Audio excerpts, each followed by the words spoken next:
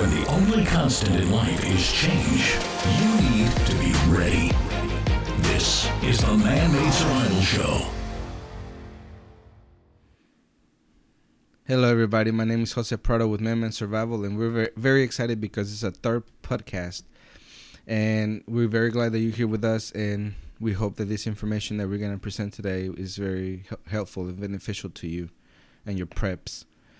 So what we're going to talk about today is the difference between protest and rioting. And I think it's very important because we have seen that not only in this country but around the world, a sudden spike in violence. So let's get started. The difference between protest and riots. A protest is a peaceful, public display of displeasure or disapproval, usually carried out by marching, chanting, and or holding signs with messages on them, while a riot is a violent public disturbance. So it's very clear the difference between the two because no one gets hurt, property is not damaged, businesses are not shut down, insurance claims are not made. Excuse me. So let's go with this Yahoo News article. It says a surge in protest around the world in October. Paris, AFP. The past week has been a wave of often unprecedented protest movements erupting around the countries. Movements erupting in countries around the world. Here's an overview of the main ones that started this month and others that are continuing. The first one that they have here is Bolivia, and it has been going on since October 21st, so about 2 weeks ago. What triggered it was the dispute results of the October 20th presidential election, which gave the outgoing leader, Evo Morales, almost outright victory for a fourth term.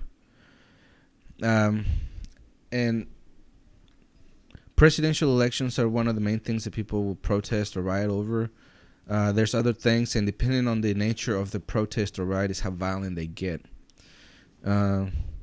Or usually that's what we see. For example, in Venezuela, they were rioting over food, and that was very, very dangerous situation with those people there. People do desperate things when they're hungry and they're desperate, compared to a presidential election that's just, they're unhappy, they'll do their damage and go home. And, usually on riots over food, they'll last a lot longer than other things. For example, the presidential elections. Okay, so there has been violence in several regions of the country. In general, a general strike was launched on October 23rd. So they not only did they do that on the 21st, 2 days later, they went back out. Several people have been injured in the clash between supporters and opponents of Morales. And it would be something like the left and the right here in the United States, or as we've seen, Antifa and pro-Trump supporters.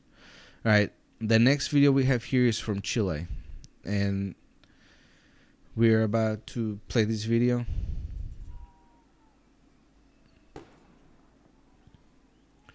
For the people who cannot see this because you are listening on the podcast, we really encourage you to watch it on video so you can see in detail what we're looking at. But pretty much the people in Chile are throwing rocks, hiding behind walls, makeshift shields, and throwing stuff at the police. And even though the police are in protective gear, they can all still get hurt. People are marching the street. I believe it's over 1 million people marching the street that day. And those parts of the world are already kind of dangerous, or at least the cities are. And adding 1 million people to it with the intent of making civil disturbances, makes things a lot worse for everyone around. And this, another thing that we just saw is that somebody threw a petrol bomb at the police, and what that is just alcohol or gasoline inside a bottle with something lit at the end of it, and when you throw it, it'll catch fire, and whoever is unlucky to receive that, they'll be on fire themselves. And this particular riot lasted pretty much all day. The video first started with people during the day, and now they're doing bonfires at night, hauling out businesses' furniture and thrown into a pile of fire. So obviously, the owners of those businesses are gonna be devastated. They might even shut down because they might be on the edge or whatever. So this is one of the reasons why you gotta be careful if something like this happens and you're overseas or outside of your country. So you might be wondering how long this been. When did this happen? And it happened October 18th of this year, 2019. What triggered it? It was an increase in the price of metro tickets in the capital, or if not metro, then subway. Um, President Sebastian Pinera suspended the price hike and then announced social measures such as an increase in pensions and lower electricity costs. But the protests spread, including complaints about living costs and social inequality.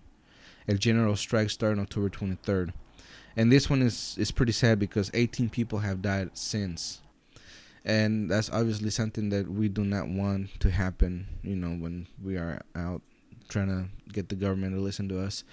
And before we came out and did the show, we saw that the same thing happened, or close to the same thing happened in New York. People were protesting the price increase in the subway toll entrance. So that's another thing, when people have to pay higher prices, they'll get pretty violent, especially if they're already poor as it is and they cannot afford or barely afford the cost of living. And if everything increases, then they'll become homeless or whatever it might be. In Lebanon, since October 17th, a proposed tax on calls made through messaging apps such as WhatsApp or whatever else they may use in Lebanon. The government of Saad Hariri quickly acted measures and announced emergency economic reform, but the protests had widened to demand the removal of the entire political class. And as you can see, they were not going to have it. They were just going to go ahead and get the whole government out as quickly as possible. Peaceful protests, marked by several clashes, had paralyzed the country, but there had been no injuries, which is always a good thing. We never want people to get hurt, especially if they're trying to get their voice being heard. The next one is Guinea. Since October 7th, accusations that President Alpha Conde is trying to circumvent a bar of third term in office. Thousands of people have joined the string of demonstrations organized in alliance to opposition group, the FNDC. And the bad thing is that around 10 protesters have been killed. And see, we can see a pattern. It's either money or politics that makes people come out. The next video that we have here is Ecuador. Okay, we're going to play this video.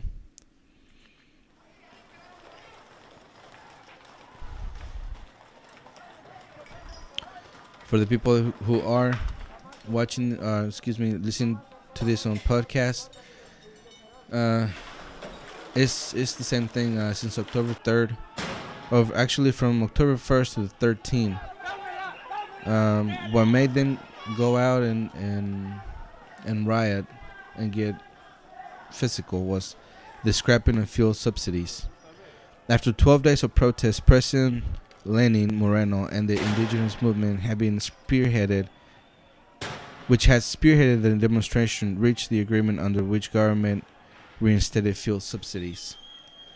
And again, like we said, it's money is related, they're gonna be out there. And a lot of people protested that too. 8 people have been killed and 1,340 have been injured. So a lot of people were involved in that, and sadly, there were injuries probably on both sides. I'm sure the police try to do their job and they put their body on the line, and we just gotta not only respect them but respect each other, and so people don't get hurt. In Iraq, since October 1st, spontaneous calls on social media to protest corruption, unemployment, and poor public services. After a week of protests that quickly escalated into clashes with security forces, the government announced reforms. Protests continued to demand the end of corruption and unemployment and overhaul the political system. On October 25th, the protests resumed. with a new upsurge of violence, fanned by Shiite political leader Muqtada Sadr. More than 150 people were killed the first week, and 12 on Friday alone. And like I said, it's really sad. People, they're already doing really bad over there. We have our government or our army that we had war with them, and I don't know. I think we might still. I know we have some bases over there, and I know we have set up a government with them. All right, so now that we're over there, we're gonna bring things to America, and the next video we're gonna show could be something that a lot of people can very well be in the street also for. In Money Watch now, Capital One Bank appears to be in the middle of a system-wide outage, preventing people from accessing and depositing their money. The bank addressed the issue on its customer service Twitter account, writing, "Capital One is experiencing a technical issue impacting customer money movement, including direct deposits and the ability for some customers to access accounts. We are actively working to resolve the issue and restore all services. We greatly apologize for the inconvenience." Now, this is the second unexpected issue for Capital One this week. And back in July, the company said a data breach compromised the personal information of more than 100 million of its card customers and applicants. All right, so not only did Capital One have an outage, Bank of America outage panics customers. Here's what we know so far, and this from Forbes. So we talked about this on the previous podcast. The banks can fail, and people will rush to the bank, try to get their money out, and then they won't be able to because the bank will not have any money to give them. Okay, you can go to this website, https.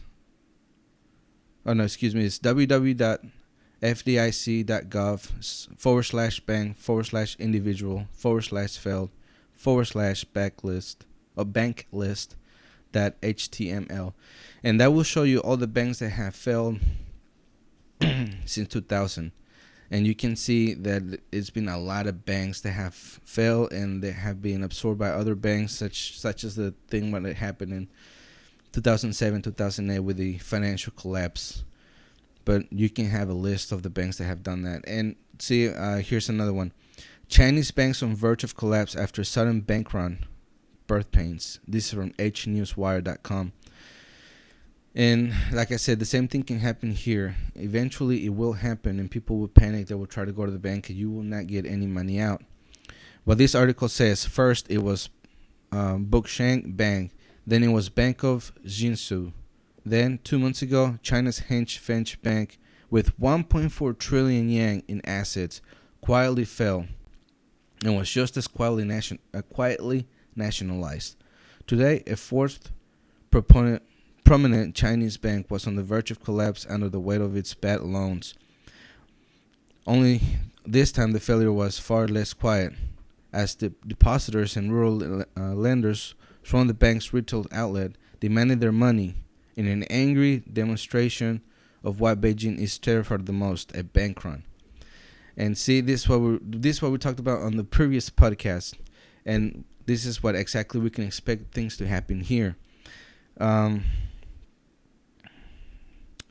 Let's see, it says right here, people demanded their money in angry demonstration of what Beijing is terrified of the most, is a bank run. China's latest and most desperate attempt yet to project the stability and reassurance to the public that all is well, after rumors spread that the bank chairman was in trouble and the bank was on the brink of insolvency. However, as the WSJ report, it wasn't enough for 31-year-old Li Zhu, who showed up at the Thursday to withdraw thousands of yen of her mother's life savings after hearing from fellow villagers that Jukin Bank, which is the latest lender in Jukin County by the number of branches of the capital, is also the member of the PBOC's deposit insurance system. According to local governments, was going under. Customers from lines in front of Jukin Bank, and it's not only this 31-year-old, is gonna be everybody in the village, and especially if this happens here, people in the cities, rural areas, everybody will be running to the bank trying to get their cash out. And as we talked about it before, you are even though the FDIC says that they will insurance people after 200 or for up to $250,000, it's not a guarantee. You're the very last person that will get your money, and you're a creditor to the bank. And once you deposit the bank, it has been ruled that they own the money, so it's not yours once you put it in there. Just like any self-respecting Ponzi scheme, the bank's branch manager tried to persuade her to keep her money with them until March, when her mother's three-year deposit would mature, yield more than 10,000 yen in interest, and then, just like any Ponzi scheme, to sweeten the offer, the bank manager also offered her even higher yield products plus supermarket gift cards just to keep the money there. And they're gonna do desperate things just to keep the money in there, because exactly what a bank run will do is that it will cripple and it will make the bank shut down. If they have no money, they can't operate. And pretty much what a bank does is that they loan your money in the hopes that they can get more money back themselves. And with the repo that there has been going on with the Federal Reserve, they've been pumping money into the banks because they keep saying that they don't have enough cash on hand or liquidity to be able to operate the next day. So we can see that they have lost all this money, and I think now it's up to $150 million a day. So it's well over $1 trillion by now, probably even over $2 trillion by now. And also, I just read an article that we have surpassed the $23 trillion debt, and if we couldn't pay 22, we cannot definitely pay 23. Then it's just gonna keep adding and adding until everything falls out, and then people will not have any money at all. The video we're gonna show next it could be kind of like a preview of what could happen here. Yeah, and this video is taken from when Trump was first inaugurated, but we're gonna use it on this example.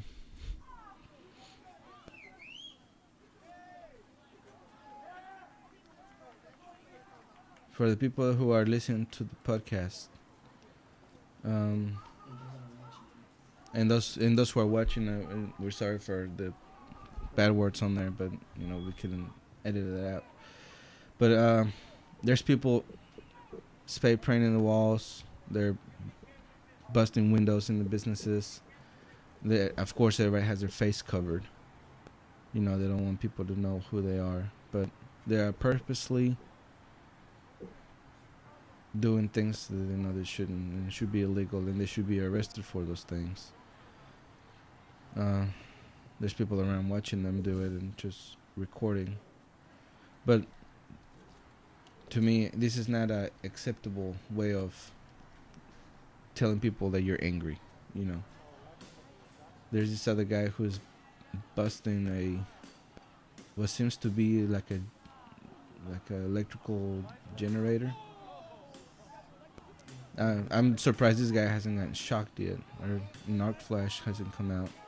But there's sparks going everywhere, and now the lights went out, so yeah. What's the purpose of this? No idea. But the point is that they are doing it. And there are people who do want to do those things, and there are people who are purposely hurting things to show their anger, quotation marks.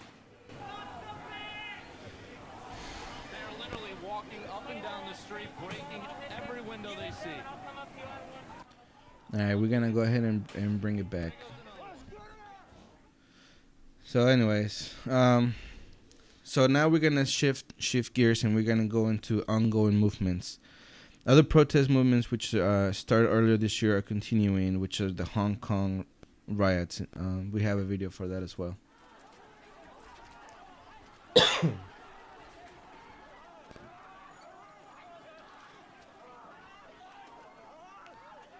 So the police and the demonstrators are clashing. They're throwing punches, throwing batons, throwing anything they can find, umbrellas. They just threw a kid's stroller, and the police are going into the building trying to protect themselves from that. And things can get heated really quickly, especially in Hong Kong. They've been going on for a long time, and the thing about it is that so in Hong Kong, a protest movement started on June 9th in response to a draft government bill that would allow extradition to the mainland of China, and people were terrified of that.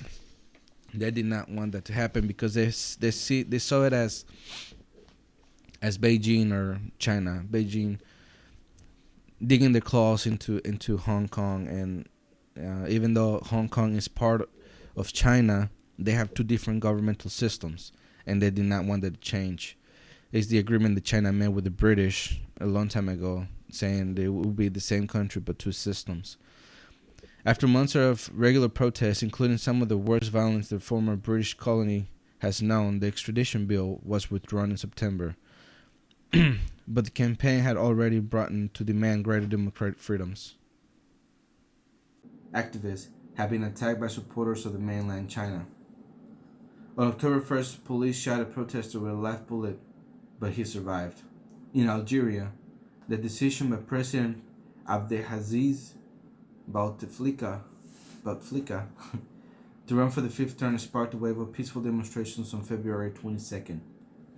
Bouteflika resigned in April, but protesters continued to demand the overhaul of the entire political establishment. The opposition rejects elections under the current establishment called for December 12th. And those are the protests that have been going on for months now, and they will probably continue to go until whichever side is out there that gets their way. In Hong Kong, either the protesters will get their way or police will eventually get their way. But in Hong Kong, it's just destroying the city. A lot of businesses have been destroyed. A lot of police have been hurt. A lot of protesters have been hurt and arrested. The subways suffer in Hong Kong as well because people went in there and started breaking the machine that you feed the tickets to. So it's just a bad scenario all around. And the bad thing about it is also, and we have a video about of it, is that the protesters were going to the subway and they were beating up regular pedestrians, regular people. They had nothing to do with it. So this is where the prepping comes into play. How can you prepare for this kind of riots? Number one, dress code. Of course, assuming that you are not part of the riots, you need to blend in. If you have a piece of clothing that can single you out as supporting the opposite group, then you need to get rid of it fast. Your safety is more important, especially if the odds are 10 to 1 or greater. For example, we've seen this kind of things going on with people that wear MAGA hats here in the United States. You know, if you're in danger of getting hurt, just take the hat off and go about your business. Of course, your safety and you going back home is more important than people knowing that you support President Trump. Number two, tell them what they want to hear. Do not disagree with anyone. If you are caught in a riot and someone asks what you believe in, and you're afraid that your answer might cause your harm, just agree with them. Tell them that you're on their side and try to slip away and get away as far as you can. Number three, if you cannot get away, stay put and wait for the opportunity to safely get away. This happened to my brother in Mexico when the teachers and police clashed in Mexico City. He couldn't get away because the police completely blocked the citizens from getting away, and what he did was just stay put and wait for police to pass him. And the police can tell, who are the protesters and who is either the media or just the bystanders. And that's exactly what happened to my brother, as you're gonna be able to see in this video. In the video, you will be able to see, or you can see that the police have barricaded every street on all sides, and he's just sitting there recording what happened to with the teachers and everything. All right, so number four, if you own a business, then you need to make sure that insurance is up to date and that you need to close the shop as best you can. I don't recommend that you put your life or your family's or employees' life in danger trying to protect your business. Things can be replaced, but lives cannot. And I know it could be devastating if you cannot recover from it, but still, you'll be able to come home to your family.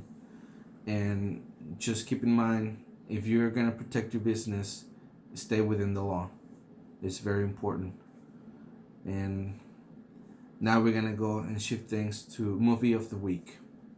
The movie of the week is Lincoln, and you need to watch this movie so it can kind of set up the next podcast where we're gonna be talking about.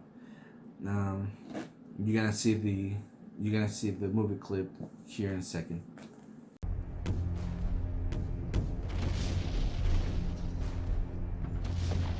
A bombardment from the largest fleet the Navy has ever assembled. 100 shells a minute till they surrender. Dear God. Mr. Lincoln, I hate them all. I do. I am a prejudiced man. Congress must never declare equal those whom God created unequal. You're going to try to pass the amendment to abolish slavery. No one's loved as much as you by the people. Don't waste that power. Come February the 1st, I intend to sign the 13th Amendment. A fight like this is to the death. Those Southern men are coming to propose peace. Abolishing slavery settles the fate for the millions now in bondage. And unborn millions to come. It's either the amendment or this Confederate peace. You cannot have both. Slavery, sir. It's done. Even if every Republican votes yes, we'd still be 20 votes short. Only 20? Slavery is the only insult to natural law. Even worthless, unworthy you ought to be treated equally before the law. These votes must be procured. Congressman, come cheap, few $1,000 and buy all you need. We can't buy the votes. Let me see what you can do. Think of all the boys who'll die if you don't make peace. I can't end this war until we cure ourselves of slavery. This amendment is that cure. We need 2 yeses. Get the hell out of here and get him. But how? I am the President of the United States, clothed in immense power. You will procure me these votes.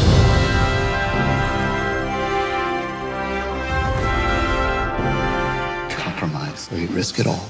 The war will be over in a month. We are guaranteed to lose the whole thing. You shoot me dead. I am voting yes. Leave the Constitution alone. Today we will vote. You insult God.